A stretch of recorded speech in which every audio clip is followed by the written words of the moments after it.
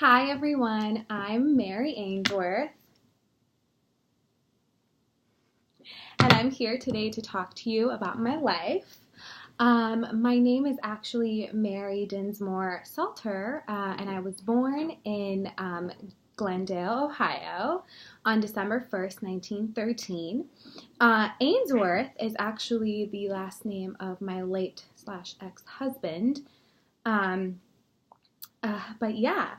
so my actual last name is Salter. I was the eldest of three daughters, born to Mary and Charles. I had wonderful parents who were very well educated. My father had a history degree, and my mother had a degree in nursing, but she stayed home to take care of us. My father's firm moved him to Toronto, Ontario in 1918, and that's when I moved to Canada and spent the rest of my childhood there before returning to America in my later adult life. I was always deemed to be a smart child by my family. I began reading at the age of 3 and was already in love with psychology by the age of 15 after reading a book by William McDougall called The Character and Conduct of Life. I pursued psychology, and by the age of 16, I was accepted at the University of Toronto, and I was actually one of only 5 students to be accepted into the honor psychology course. I went on then to get my bachelor, my master's, and my PhD from the University of Toronto. And after I graduated, I spent a little bit of time teaching there before I made a huge feminist commitment and joined the Canadian Women's Army in 1942. I was an Army examiner and personnel selector. I would do assessments on identifying appropriate personnel selection. I was then promoted to the advisor to the director of personnel selection, and in 1945, I actually became a major officer. After my time in the Army, I returned back to teach at the University of Toronto. And I spent a little bit of time teaching there, and that is when I met my husband, who was actually a graduate psychology student at the time. We got married in 1950, and we moved to London for him to finish his PhD. Even though we were only married for 10 years and got divorced in 1960, I still made a very good accomplishment out of my career during the time and made a lot of advancements during that time. I moved to London with him, and I actually started working at Tavistock Clinic with John Bowlby, and that's when we started doing our research on attachment.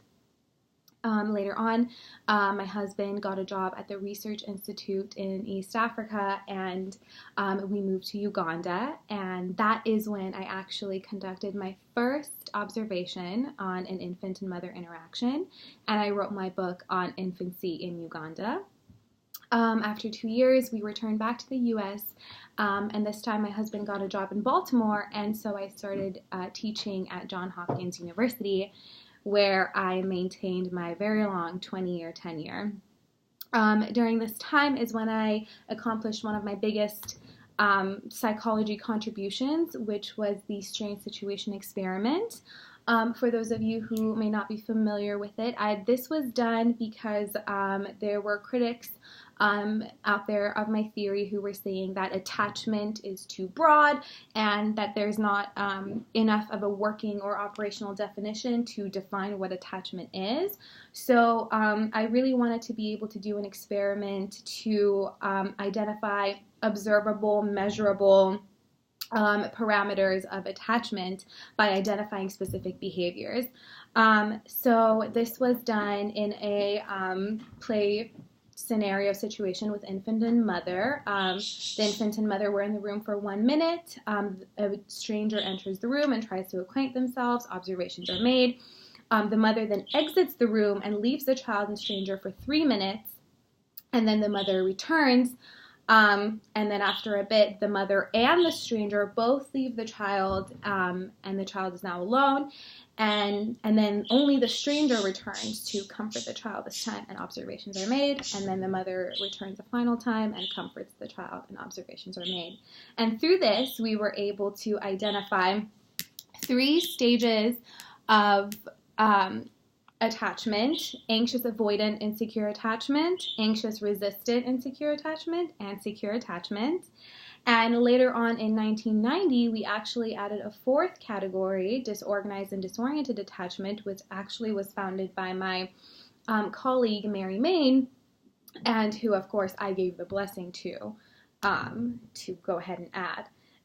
And then I went on to have many major publications, like my book on childcare and growth of love, Infancy in Uganda and Patterns of Attachment.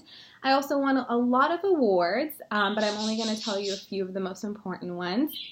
I got the G. Stanley Hall Award by the APA in 1984. I got the award for Distinguished Contributions to Child Development Research in 1985. I got the Honorary Fellowship at the American Academy of Arts and Sciences in 1989. And I got the Gold Medal Award for Lifetime Achievements in the Science of Psychology from the American Psychological Foundation in 1998. I unfortunately died in 1999, but I've really enjoyed being able to be here today and tell you my story. I hope you enjoyed listening, and I hope you enjoy the rest of your class.